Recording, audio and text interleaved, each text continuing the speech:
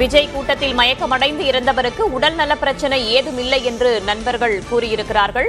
அவர்கள் செய்தியாளர்களை சந்தித்து கூறியது என்ன பார்ப்போம்.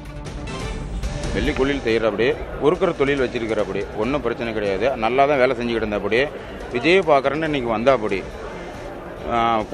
போன இடத்துல இப்படி ஒரு பிரச்சனை ஒரு சமூகம் இப்படி நடந்துருச்சு, சம்பவம் நடந்துருச்சு.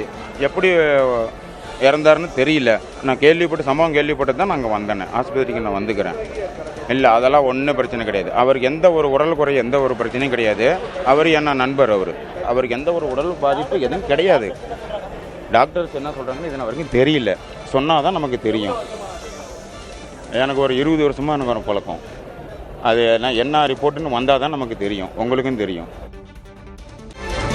தாவேகாவின் நிர்வாகிகள் சந்திப்பு கூட்டத்தில் பங்கேற்க வந்த சுராஜ் என்பவர் உயிரிழந்த நிலையில் உடல் நலக் குறைவால் சுராஜ் மயங்கி விழுந்ததாக தாவேகா நிர்வாகி நிர்மல்குமார் முன்னதாக கூறியிருந்தார். ஆனால் அவருடைய நண்பர்கள் பேசும்போது விஜய் கூட்டத்தில் மயக்கமடைந்து இறந்தவருக்கு உடல் நல பிரச்சனை ஏதும் இல்லை என்று கூறியிருக்கிறார்கள். மேலும் தாவேகாவினர் கூறுவது உண்மையல்ல, அவரை 20 ஆண்டுகளாக தெரியும் என்றும் சுராஜின் நண்பர் செய்தியாளர்களிடம் தெரிவித்துள்ளார்.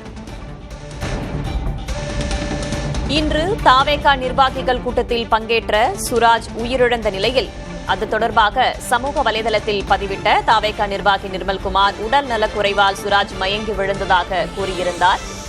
இந்த சூழலில் விஜய் கூட்டத்தில் மயக்கமடைந்து இறந்தவருக்கு உடல் நல பிரச்சினை ஏதும் இல்லை என நண்பர் கூறியுள்ளார்.